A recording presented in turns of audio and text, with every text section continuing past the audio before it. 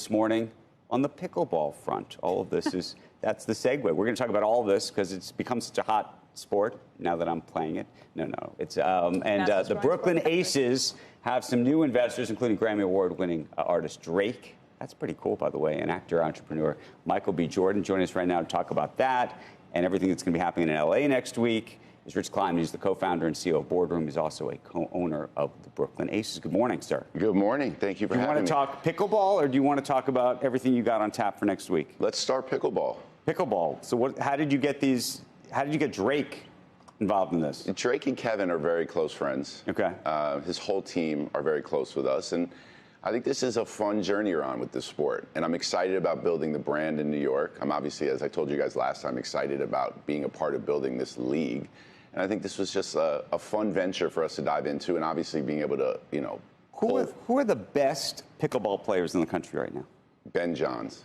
Ben Johns? He's the #1 player in the world. And does he make like $125,000 or something? My son wanted to know how much he would make if he was a professional pickleball player, and I looked it up, and it's not nearly as much as I thought. No, but by the time your son plays, there'll probably be way more money. But he's making more than that. I mean, you make money from sponsorships, you make money from appearing at events. Is your sense, though, that there are going to be people who are just killer pickleball players, or do you think there's going to be this sort of crossover situation between folks in tennis, perhaps, maybe even in ping pong, or just athletes in general, and you're going to be getting, folks from all sorts of different sports to play?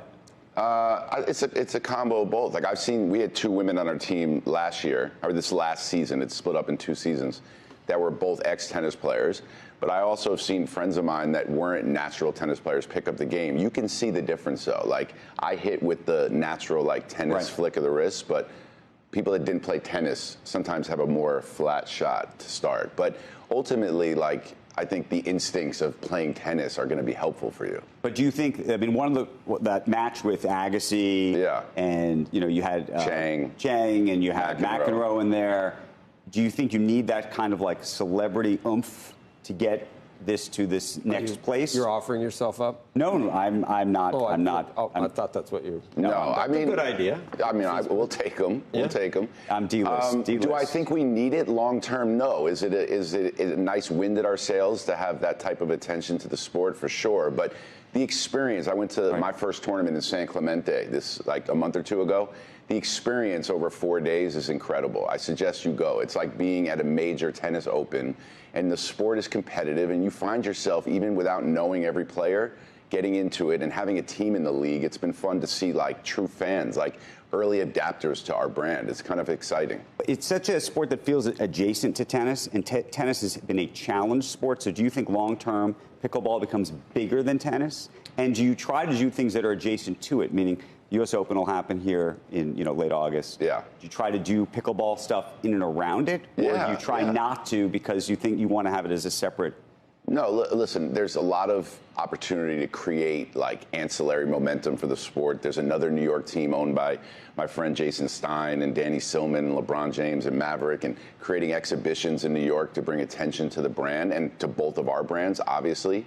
But when you're there, you realize you can't compare it to tennis. I think that all these sports that are trying to break through now, it's not about comparing the WNBA to the NBA or pickleball to tennis. These are individual sports with opportunities to make money.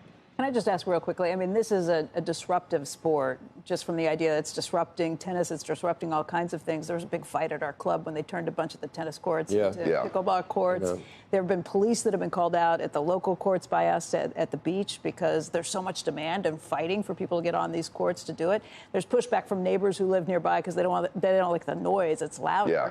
I mean, is that good for the sport? Just from it's new. News is good. Well, no, I think it's new. It's something disruptive, I guess, for some people. But the truth is the sport of tennis, in my opinion, is booming right now. Watching Alcaraz and some of these young stars, once again, there's room for both of them. And I think that the flywheel of tennis versus pickleball versus paddleball is clearly all just bringing more attention to them. Let me ask you about the TV rights. Yeah. So one of the things we heard Bob Iger on our air last week say, we may want to take a partner on, for example, for ESPN. I think there's a lot of folks who are trying to rethink, what the valuations of teams are, regional sports networks, big sport. How does this all play out? How does it play out in the context of pickleball, but even more largely, given your association and affiliation with the NBA and so many other sports situations? Yeah.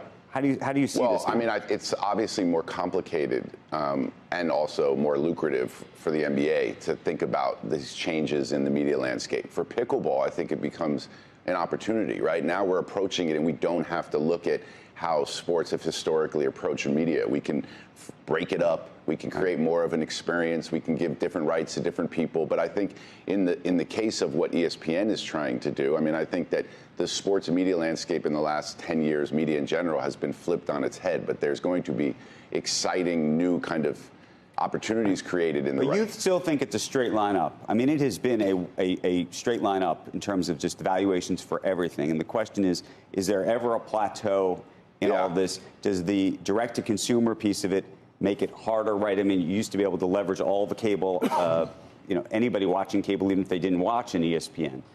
You won't have that. Yeah. Will people pay on the other end of it?